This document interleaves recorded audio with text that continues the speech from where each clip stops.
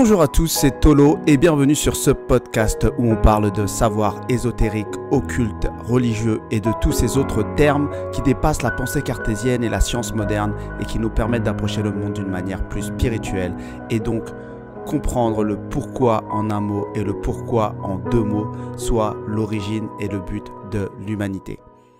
Alors, dans le précédent podcast, je vous ai parlé d'involution sensorielle et c'était une notion très importante pour que vous compreniez ce dont je vais parler ici. Donc ce dont je parlais précédemment, c'était que nous vivons pas tous la même réalité et certains explorent et articulent une réalité à travers leur sens physique uniquement et d'autres vont y intégrer des sens un peu plus subtils et pour faire très court, par exemple, vont se laisser guider par leur intuition, leur instinct, leurs émotions, alors que d'autres vont plus facilement se faire guider ou voire manipuler par des chiffres, par des réalités extérieures à eux-mêmes qui seront complètement créées par des appareils de propagande. Donc si vous n'avez pas écouté cet épisode, je vous invite à l'écouter fortement. Donc plusieurs réalités existe et chacun perçoit le monde en fonction de son niveau quelque part d'involution ou d'évolution. Chacun va mettre sa conscience sur sa réalité, sur cette réalité qu'il se sera construite, voire qu'on lui aura construite. Pour que ce monde où évoluent certaines personnes matérialistes existe et qu'on puisse les maintenir dedans, il faut quelques ingrédients. Par exemple, premièrement, il faut des règles, des principes, des idéologies, une science, qu'elle soit sociale ou technologique, et il faut, en deuxième ingrédient principal, une histoire, qui est un format profondément humain parce qu'il va parler à des parties complètement inconscientes de notre être. Ces deux ingrédients-là, ce sont des choses qui peuvent exister pour comprendre tous les plans, dont les plans supérieurs. Et donc c'est quelque chose qui est connu et qu'on va adapter à ces mondes inférieurs justement pour pouvoir créer des réalités. Et donc la création d'histoire, c'est qu'en fait on va créer des personnages, des contextes, des faits, des gentils, des méchants, une quête, des prises de conscience, un point de non-retour, bref, toutes les étapes pour créer une bonne histoire. Et plus les hommes vont adhérer à ce storytelling, plus ils vont y croire, plus cette fiction va avoir une contrepartie énergétique dans les mondes subtils. Parce que les personnes qui vont croire à cette histoire vont produire de l'énergie, des pensées, comme des émotions, comme des actions. Et donc, comme un exemple de storytelling qui a été créé de toutes pièces, c'est le monde politique. Et on a très longtemps vu dans ce monde-là l'opposition gauche-droite, donc symbolisée très longtemps par l'UMP et le PS, ou les Républicains et le PS maintenant.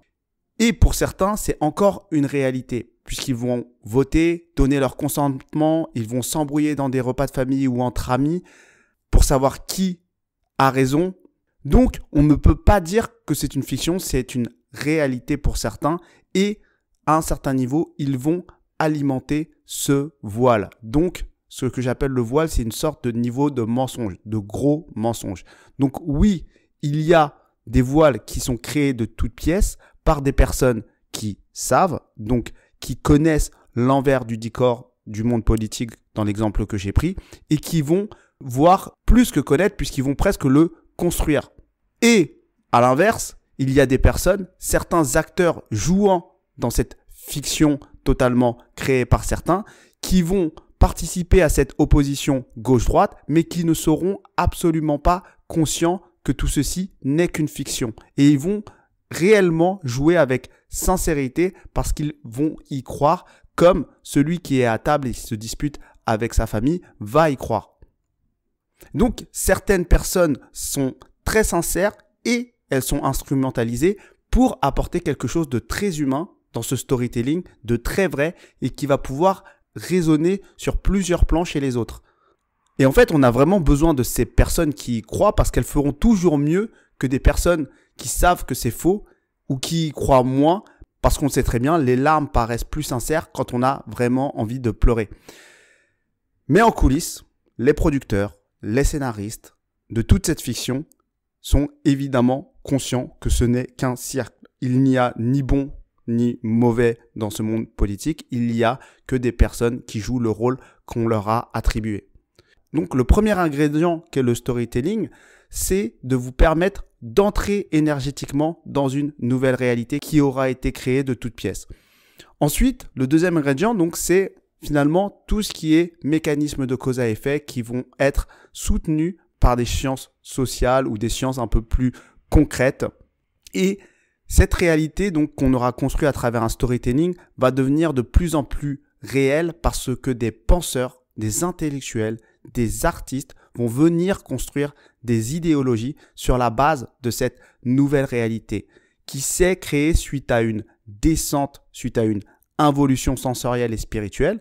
Donc on va pouvoir voir émerger par exemple le développement personnel, la psychanalyse, le capitalisme, le cinéma ou d'autres choses. Et l'objectif va être de créer quelque part une cohérence dans cette nouvelle réalité, une culture, quelque chose qui va expliquer ce niveau de la réalité.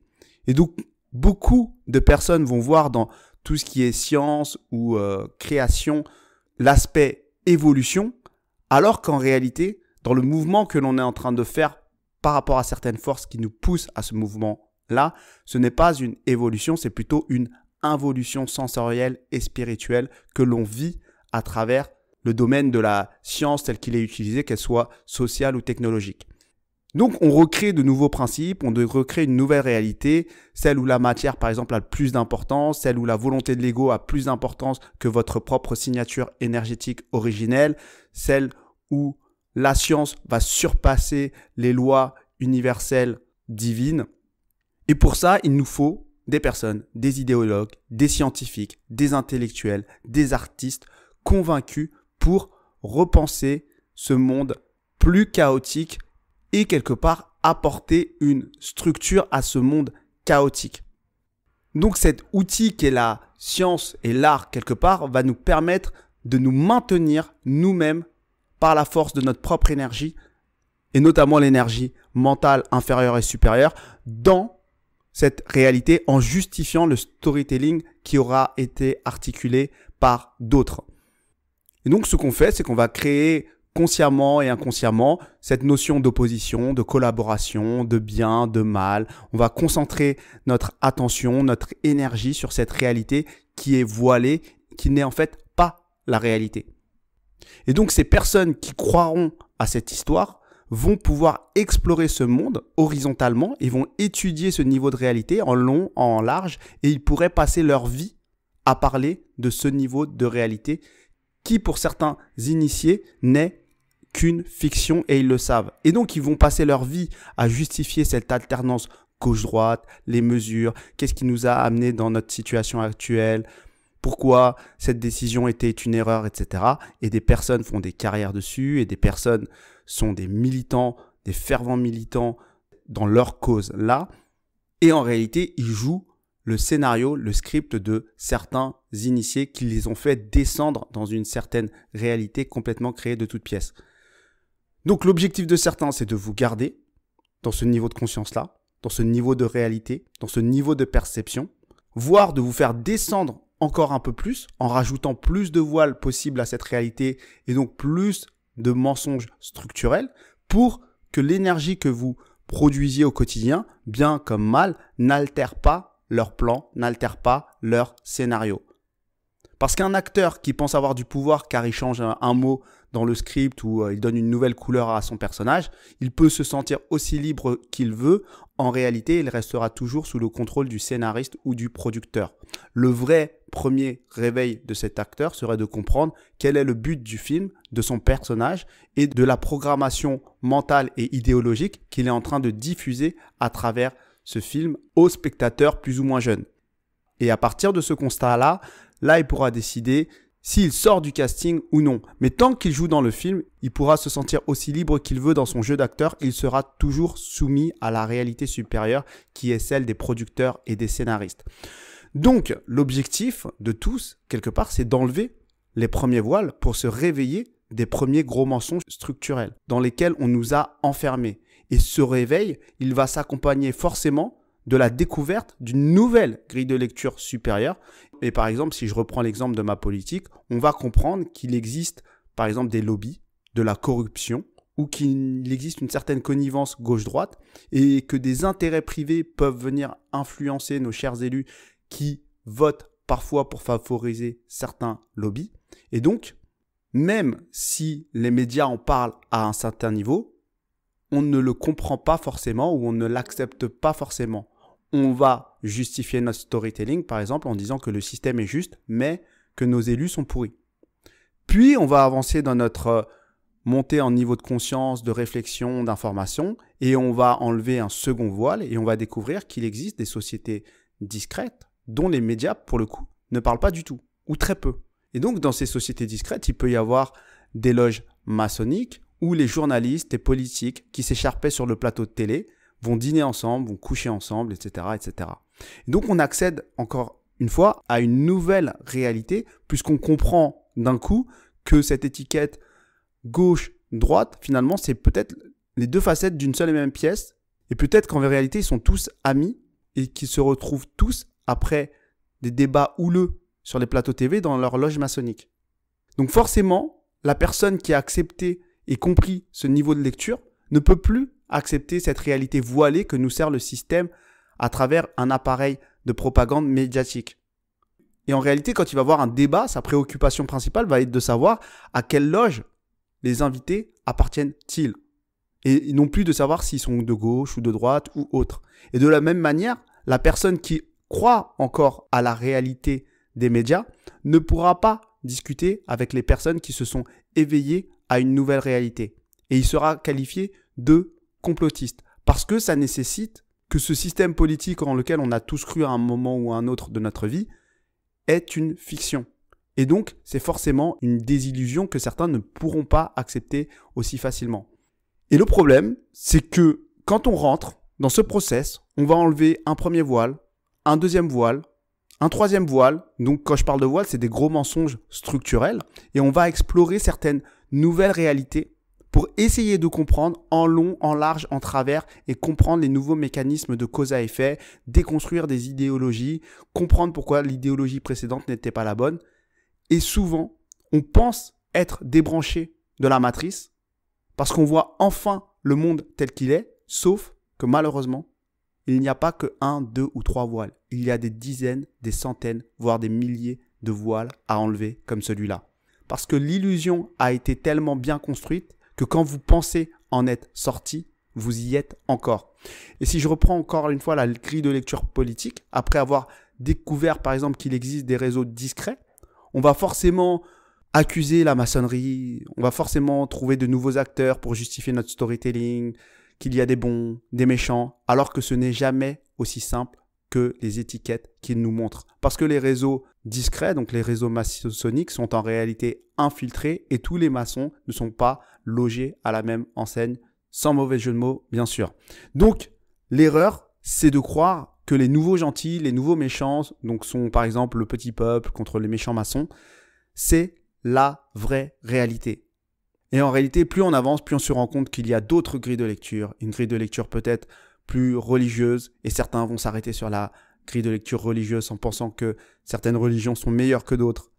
Et on va partir dans des analyses eschatologiques et certains vont passer leur vie à explorer cette nouvelle réalité. Et au-dessus de ça, il peut y avoir la grille de lecture religieuse ésotérique. Et au-dessus de ça, il peut y avoir la tradition primordiale. Et on n'en finit pas. Tout ça pour dire que notre réalité est forcément voilée. Nous décrivons notre réalité depuis une perception qui est voilée et nous devons rester humbles par rapport à ce qu'on sait parce que tant que nous sommes incarnés sur ce plan-là, nous aurons toujours des voiles pour percevoir la réalité.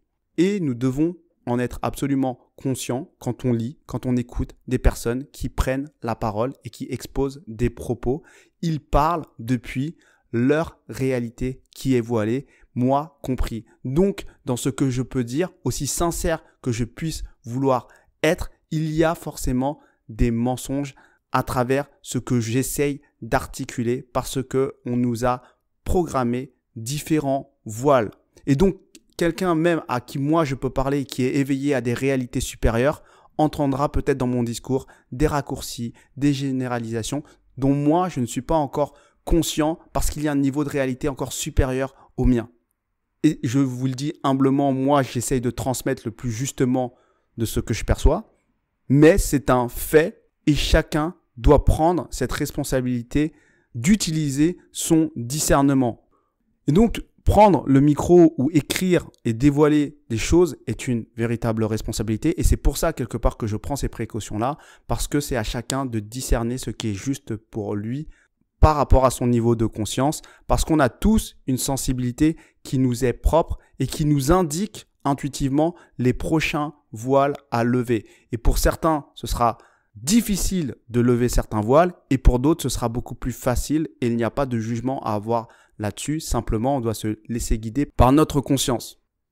Donc, vous l'aurez compris, le voile, c'est une partie de mensonge qu'on a incorporée dans un message qui contient de la vérité. Et les forces qui favorisent l'involution sont présentes et pervertissent tous les niveaux de réalité. Parce qu'elles sont là, elles étaient là dans ce processus d'involution. Donc, elles intègrent toutes les idéologies, tous les messages pour mettre ce voile et mélanger la vérité au mensonge. Elles essayent d'être présentes dans tous les mouvements pour les pervertir. Et en réalité, c'est leur fonction. Et donc, certains sont conscients de créer volontairement ces réalités involuées. Et en général, eux, ce sont des initiés. Et d'autres sont juste en train de trouver des solutions à ces nouvelles réalités en partant d'hypothèses qui potentiellement ne sont pas bonnes. Et donc là, j'inclus tous les scientifiques, tous les accompagnants. Et c'est pour ça que je dis que malgré eux, ils nous maintiennent dans une polarisation matérielle et égotique et ils ne nous tournent pas vers des sphères supérieures. L'objectif est donc clairement de se déprogrammer et donc d'enlever ces voiles de réalité pour se reconnecter à quelque chose de plus juste sans pour autant prétendre toucher la vérité dans cette incarnation parce que je ne pense pas que ce soit possible. Donc ce travail de dévoilement va nécessiter quelque chose qui va dépasser le plan mental parce que vous comprenez bien qu'ici le plan mental est plutôt un outil qui va nous permettre, notamment le mental inférieur, est un outil qui va nous permettre d'explorer une réalité à l'horizontale. Mais pour pouvoir explorer des réalités supérieures et faire ce mouvement vertical, forcément, il va falloir une montée en niveau de conscience qui va dépasser le plan mental et forcément, ça va bouger à l'intérieur de nous. Donc, c'est une exploration verticale qui ne peut se faire que par étapes selon moi parce que si on essaye d'enlever trop de voiles d'un coup, à mon avis, on part en HP direct. Donc voilà ce dont j'avais envie de vous parler aujourd'hui. Je pense que c'était important que je vous introduise cette notion par rapport à ma vision pour pouvoir aller plus loin dans certains de mes propos. Si vous avez des questions ou des commentaires, n'hésitez pas. Je vous souhaite à tous une bonne journée et à bientôt.